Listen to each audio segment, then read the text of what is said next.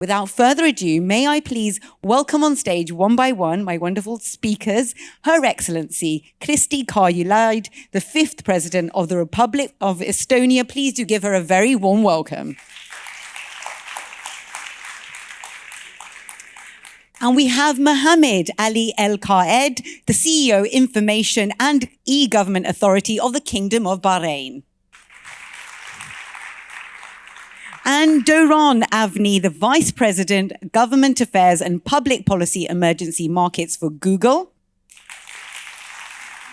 And Dr. Jin Ko, the Chairman of the Presidential Committee on Digital Platform Government, Korea.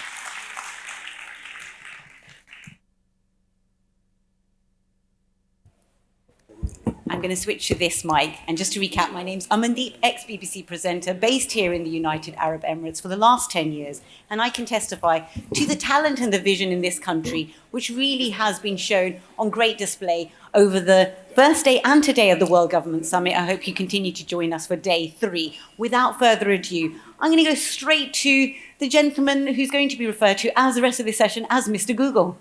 Mr. Google, what are you and the likes of you doing to disrupt the world that we're in? And are each and every one of us going to be out of a job very soon? Wow, what a start. So excited to be here as Mr. Google. Look, we care a lot about the impact of technology on society, right? So no doubt, jobs will shift. They always have, right? There's nothing new here. But new jobs will be created. So if I need to envision a future where thoughtful integration of AI will make people more productive. It won't replace them.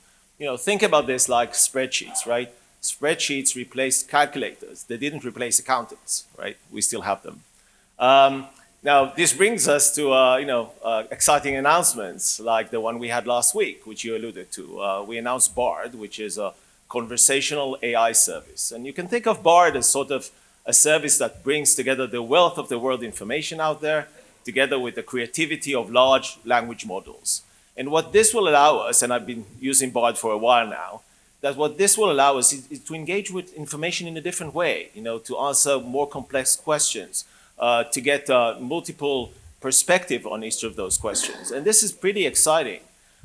We announced that this will come out publicly in a few weeks. We're now testing this both internally and externally, really wanting to reach a high bar when it comes to quality, when it comes to safety, when it comes to groundedness, being grounded in real world data. And all of this is the excitement about AI, I think is right, because there's a lot of opportunity out there, especially economic opportunity. So just to mention one figure, and I'll end here, when you look at the opportunity just for the Middle East and North Africa of AI applications, it's $320 billion by 2030. So just think of how many jobs could be created by AI. So I'm excited.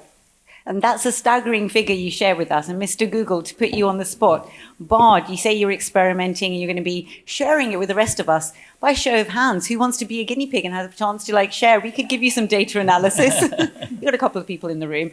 Now, without further ado, I'm going to bring in Her Excellency, Madam President, Estonia. It's fair to say a country like Estonia really punched above your weight in terms of a flag bearer for digital transformation. The world looks at you, your record in terms of just really bringing along society and your citizens when it comes to embracing data transformation and also upskilling your workers as well. Can you give us an insight, a recap of how Estonia managed to do that? You really are at the forefront of this kind of innovation, and certainly in your record in government as well, that you were able to champion this. Yes, it's pretty funny that, I myself, I'm a true believer in private sector innovation and market economies. But it is interesting that Estonia is the only country considered totally digitally transformed. And the only way we differ from any other is actually public sector approach to technologies. We have digitized all Estonian government services, hence we've got the reputation that we are the most digitized nation. As far as it concerns private sector, because our workforce in European terms has not been very expensive. Actually, we are less tech savvy or tech intense than, for example, Germany. Yet nobody considers Germany a digitally transformed nation, but it does consider Estonia, which brings attention on the fact that actually it depends very much on legal space and very much on inclusivity. And this is indeed government which can bring on inclusivity. Estonians have for 20 years also had the opportunity to use a safe digital access to both their kind of private files, their workforce files, because the government has given them an encrypted channel together with identification and timestamp in order to partake in your work, for example, remotely. And when COVID started, we noticed many governments rushing online services which actually do not have good technological guarantees that they are actually safe. So we see a lot of things which could go wrong because we rushed online. And I would argue that many governments now need to kind of revamp and reinforce the security of the data and the security of people working with this data remotely. This is very important. Second, what we have noticed in Estonia is that we have been very slow realizing in industrial world that our way of providing for society is, old-fashioned in this sense that you have a working address where you work and pay taxes accordingly, and then you have the home address where you receive the services, school, healthcare, all this. And the younger generation doesn't work this way anymore. Hence, we need to adapt this industrial kind of tax system to what our people want. And they want to live globally, work globally, but they want a safe harbor of a government to make sure that they are provided. And if we do quickly not adapt and recognize this, then they simply opt out. Those who are better off, they will simply go private, and those who are not making so much money, they will face the worries as was expressed in the previous panel. What will provide for their security? Worse, our security systems, apart from pension systems, all allow late opt-ins. So you can work anywhere without any guarantees until your children want to go to school or you fall ill, and then you opt into the system. So Estonian experience shows that becoming a safe hub for your citizens and for people who want to work in your country, in your companies, is something which we need to, quickly adapt. Otherwise, we will lose our social market economies in Europe. Madam President, you introduced so many fascinating threads, and we can pull on many of them, and I hope we do during this discussion. But one particular one there you mentioned, you talked about inclusivity. Doron, you were on stage with will.i.am yesterday, and he was a great champion for saying that we do need to have more people of colour and also people from more poverty-stricken backgrounds to be taken on board. And Estonia, that kind of model of actually bringing everybody on board. And another point that you make there, Madam President, you referred to how some governments rushed to become digital during the pandemic. It was a necessity, of course. I'm going to bring in our wonderful friend from the Kingdom of Bahrain now, Mohammed. Your particular project that you were able to champion and oversee during the pandemic, it's been, held up as an example, certainly here in the Middle East, in terms of what you were able to do in a very short space of time. Please do bring our audience up to speed with how you were able to do that. Thank you very much. Just let me start with maybe a little bit background of what was being said about the, losing jobs and the impact of the technology in the jobs. Definitely the technology create efficiency and simplify the work, and it's very critical, very important for the growth of the economy. And if the economy is healthy and doing well, then it creates more jobs. So it's very important, and without it you cannot have those jobs. And I can give maybe later some examples about it. During the pandemic, of course, with the vision of His Royal Highness Crown Prince, he asked us to develop an app for the contact tracing in a week. And without being prepared, for the cloud-first policy a few years ago, having all the skill sets, migrating 85% of the government workloads into cloud, having all the knowledge about it, we couldn't develop an app, not an app, it was a system to support the healthcare, the Ministry of Interior, all the ecosystem related to the pandemic in a week time. Only the infrastructure required, the tendering process and procurement, it should have taken at least 6 months. And a speedy matter, maybe 3 months. But we managed to pull it up in 1 day. and develop the application. How in one day? That's remarkable. Because it's a utility. I mean, all the servers, powerful servers, storage, everything is available in the cloud. You just request it and you get it. And then you have only to focus about your real issue, about the application, about the systems and developing the algorithm that we developed in that week. Just to contact trace the first 10,000 people, it was handling a massive data that to process that data, it required a week. So we improved our algorithms in the following 2 weeks to become usable. And this is why the government of Bahrain, being one of the first countries worldwide, having that kind of system. And we didn't go to curfew. The economy worked. Bahrain didn't lost as many jobs as other countries because of that. So the technology was critical in supporting the kingdom, maintaining, the private and public sector delivering their services during the pandemic. And I think those are clear lessons that we can delve into a little bit further in the session, because we need to make sure that we are, at the forefront of being able to embrace any challenges. So well done to the Kingdom of Bahrain and under your stewardship there. You mentioned about embracing private and public sectors, which is a wonderful way for me to bring in Chairman Cow now. With your experience, Chairman Cow, you bring in that private sector experience and now in your ministerial role for the Korea government. I know that South Korea's digital government is ranked 3rd in 2022, so congratulations for this. And you're due to launch the digital platform government within the next year or two. Can you give us an insight in terms of what this is and why this need was identified? Yeah, the problems in the government varies from country to country.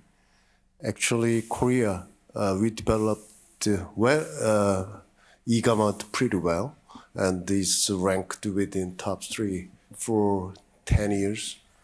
But that we developed the e-government very fast. That's our problem. It makes the problem for us because we have built too many IT systems in the government. It's not surprising. It's 17,000 IT systems, around 1,100 institutions in the government. But most of them, they are disconnected. And the data, fragmented data trapped in each IT systems, it acts as an obstacle to government to provide preemptive or highly personalized services to the citizen. But do you know that most Korean citizens, they during the COVID-19, they very accustomed to the very highly personalized services provided by the platform companies. That's why they thought, the citizens thought that the public services are the way below that. They gave us a change of mindset. And my new president, he proposed the digital platform government. The government meaning is 2. The first one is the platform means that it's a platform between the governments. It's ministries, institutions, agencies. Yeah, we need the platform to cooperate and share the data and utilize data on the platform. And the second idea is it comes from the private-public cooperation. Actually, we experienced COVID-19, and most citizens, they experienced only the government ministry can solve the problem alone. They have to cooperate with the private sector, and they received a lot of help from the private sector. You know that the vaccine reservation system is totally broken down as soon as they turning on, because the massive simultaneous access coming through in the system, and it can be down. So I think that's really interesting to give us the context in terms of why you had to launch the digital platform government. We're going to come back to that and explore that in a moment. Just to kind of circle back round, Duran, we began with you and you did reassure us that we're not all going to become redundant overnight, certainly. But to come back to the scene setting in terms of the context and what was achieved during the pandemic and that digital pivot, various different nations that we've been able to explore there, but to focus back on the jobs and the upskilling that is required. I like that word, upskilling, because it gives us a motivational kind of starting point. When it comes to the world of Google and your insight in terms of certainly the private sector there, what kind of skills should we be bearing in mind in order to make ourselves more future-proof? Madam President talked about the generational divide and shift in terms of being aware of various generations having a different perspective. What should we be aware of here? Yeah. So let's start with the bad news. There's no such thing as future-proof skills, right? But I think what this means is, as technology evolves, we also need to evolve. So as you just said, it's all about skilling and reskilling. So we're shifting into lifelong learning. And the good news is that the internet and digital platforms can really help there, right? So thinking about things that 10 years ago we could only dream of, micro degrees, right? Top-notch universities around the world are now offering micro degrees that you can go into and online and go through a course in several months and get that degree, like Harvard X from Harvard, right? You can get a micro degree on computer science from Harvard. Who could have imagined that just a year or two ago? I think the pandemic really kind of pushed that. Another way is through certificates that you can also get online. Google trained 94 million people up to date on digital skills around the world. And we're now offering career certificates by Google. We're certifying people, right, to be IT specialists, marketing specialists. Just a few months ago, I was in Argentina, was discussing with government scholarship. We'll be providing 1 million scholarship for career certificates across Latin America in the next 5 years. And obviously, I hope everyone here know and love YouTube, right? So even before the pandemic, half of the visits to YouTube were to gain new skills, right? And you see so many interesting, people and interesting entrepreneurs there doing that work. One of my favorite examples is Salman Khan, which I'm sure the audience is familiar with. Salman Khan started in 2005 tutoring his cousins, right, on math using videos on YouTube. And then it worked so well that he set up a foundation, made it his job. And today, fast forward to today, Salman Khan's Academy has 7.8 million people, subscribers on YouTube. And the videos have been watched 2 billion times. So just imagine the magnitude and how many opportunities we have to reskill ourselves that we didn't have before. And I think that's really fascinating because you're saying that we can actually empower people. We can use the lessons learned during the pandemic to make some of that lifelong learning that you describe accessible as well. Absolutely. May I jump in, giving an example? Yes, please, because I was actually thinking to bring in yourself. Thank you very much. On the same point, during my experience in the government, we've gone through a lot of upskilling and changing the directions. When I spin off e-government from the statistics organization, I didn't take any of my prior employees and recruited new employees, only focusing into the customer experience, about the re-engineering, awareness, and so on. So instead of working with the technology, pure technology, it was completely different, and for myself as well. I took the courage of taking that role. Another example, when we embraced the cloud first policy, so we put a group of people from operations, from database, from development, different team, 10 of them, top, young people. Okay, you work together, in a few months we will migrate the government workload there. And they have now a new career, completely doing different technologies and during that time we trained 700 government employees that Google said it's the absolute highest number of trainers in any government, not percentage wise, in terms of number. So with that focus, we changed even the skill sets, eliminated lots of jobs in operations or maintaining servers or being operating into the higher skills of analytics and handling those data. And I think that's really illuminating. I'm going to bring in Madam President because you wanted to come in here. Yes, I wanted to react to you and say that I think there is one thing where we will retain as human beings our competitive advantage. And this is precisely this. We have more and more time to be compassionate human beings to each other. at whichever technological level we exist. And this is where we, in our work, will be specializing. All the rest of the work, most of it quite boring. We don't need to do it anymore. Thing is, of course, we need to therefore train our children differently. And we've been focused for decades already now in the schools on giving children, correct technical skills to be able to enter the job market. We will not be able to do it. It's Stone Age what we have today when they enter the job market. But the good news is these kind of cognitive skills, emotional intelligence, how to be a member of society, how to, read each other's body language, which, by the way, they don't learn naturally anyway by, interacting with other people, going shopping and taking buses, etc., as we did when we were small. So intuitive learning is now related to technology, and non-intuitive learning, where we have to put in extra effort, is actually teaching social skills, how to get your way around in the society without unnecessarily hurting the others. Another thing where Google has created a huge educational advantage, I would say, not problem, is that when I went to school, then children, what they knew was a clear function of their age. Well, some may have read a little bit more, some less, but nowadays what children know is much more the function of their age and their interest. Language classes is probably the clearest example. My son, when he was 7, I asked him, you speak English quite okay. What do you do in the class, knowing what is in the textbook? In the textbook is, do you have a dog? I have a dog. What color is your dog? But he's fluent in English. And then I asked, what do you do in the class? And he said, we all can talk English apart from one child. But we want to learn how to write. And I want to write leprechaun. But my teacher wants to teach me how to write dog. This is too simple for me, but not maybe for my classmate. And then he was silent a little bit and then added, and then most children don't know what are the rude words. Because if you Google and YouTube, you don't learn what are the rude words. You see, this illustrates clearly, this picture is exactly the same in math class, in geography class.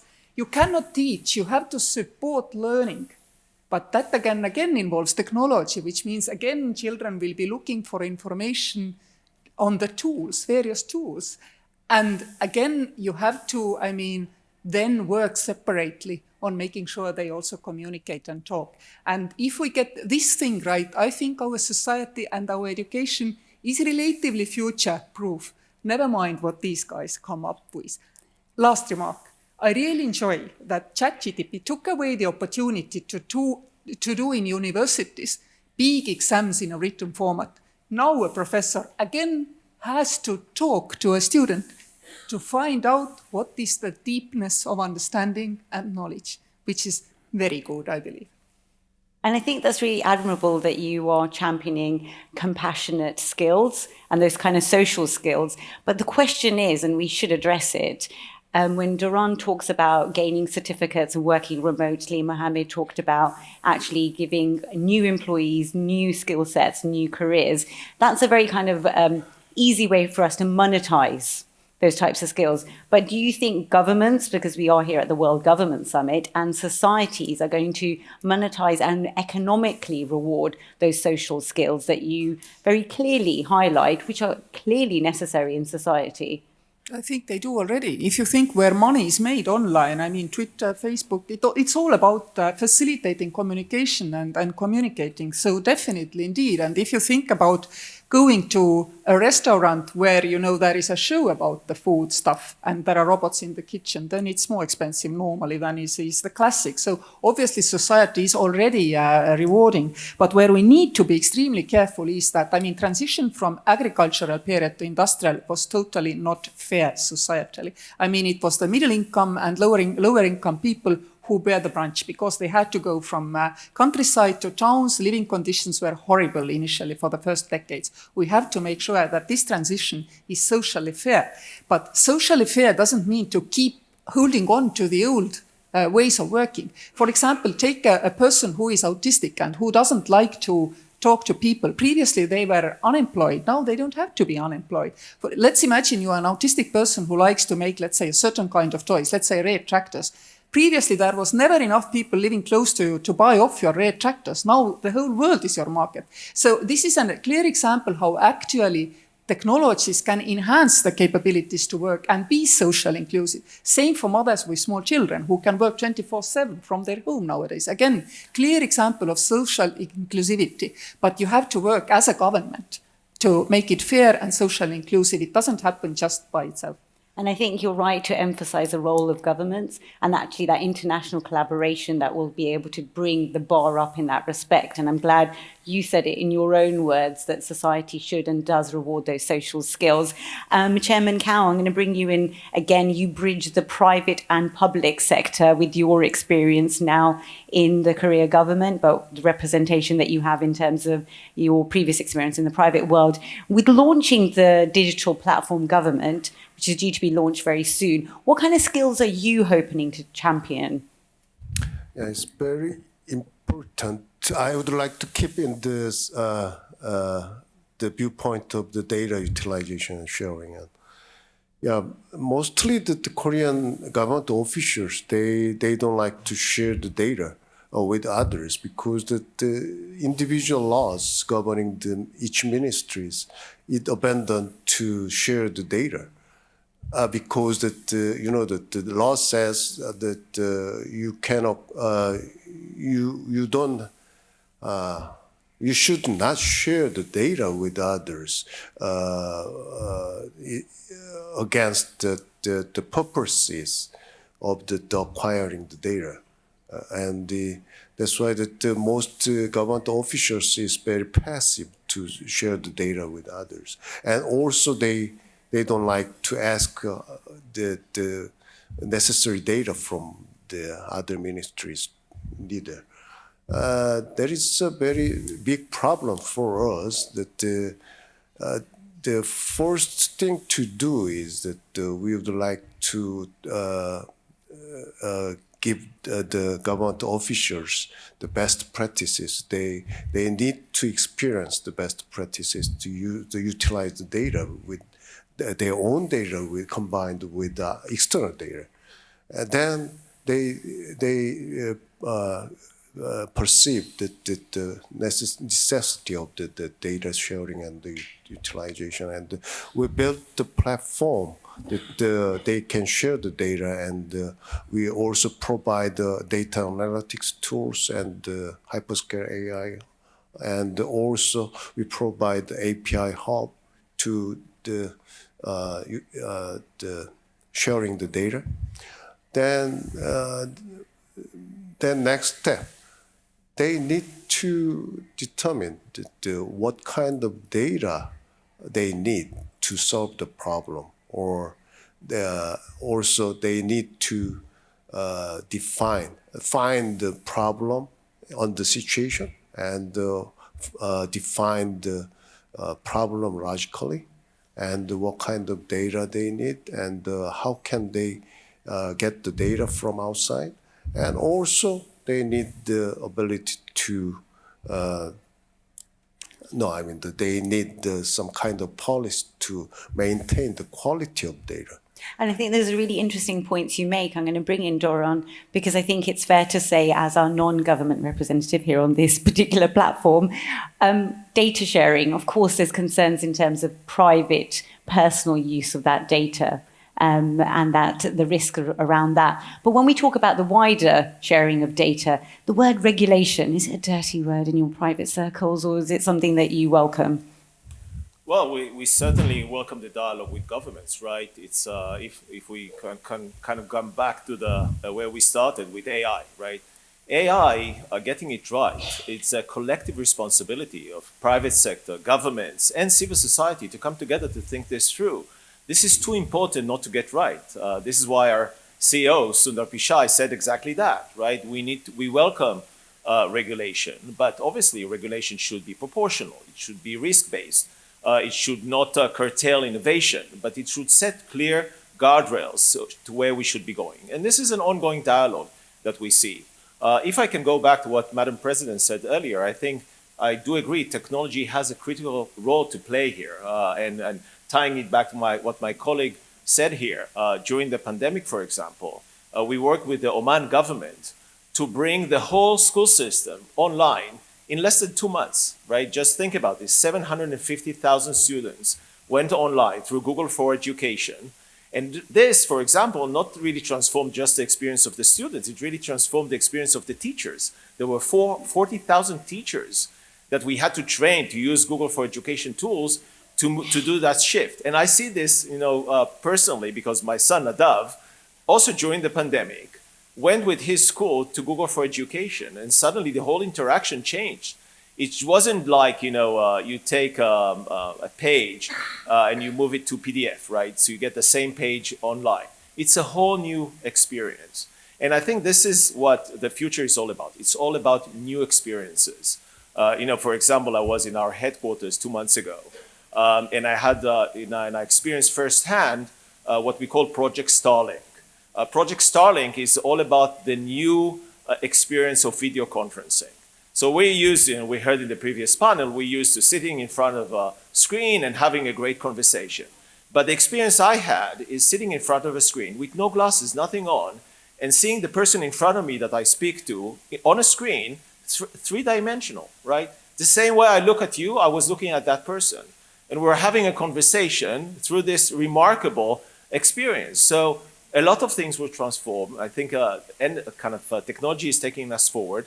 But certainly, we need to do this together. There's no one, company or one government that can put this together. It's all a collaborative effort.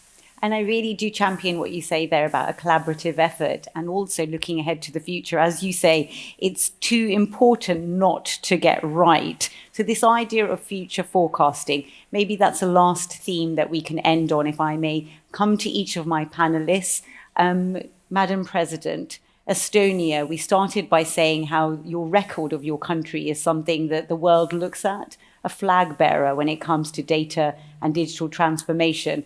When it comes to the future, what is Estonia able to share with us, some lessons that we can take away from today? Estonia is also a very tiny economy. 80% of our economy actually is related to export, and it's crippling for us if the rest of the world do not keep track with, for example, the data sharing issues. It's quite common, for example, that you want somebody to work for a company in your country in graphic design or in accounting from, let's say, a country from Africa, somewhere else. But there are limitations at some of your partners' legislation, which will say, for example, accounting data can never leave the country.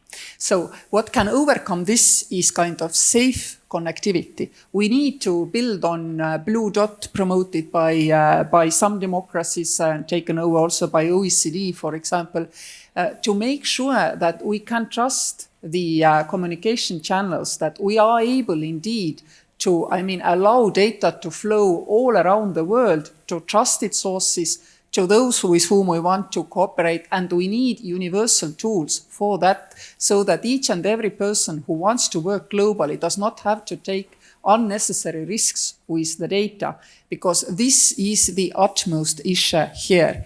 It doesn't matter very much that we are technically able if we are not, able to prove it is safe and also legally sound. We cannot do it. So we need a global, legally permissive space for data flows, artificial intelligence, etc. And for free and democratic nations, this is also very important, that we are able to understand that the system is transparent, does only what we want it to do, and doesn't do what we do not know that it does.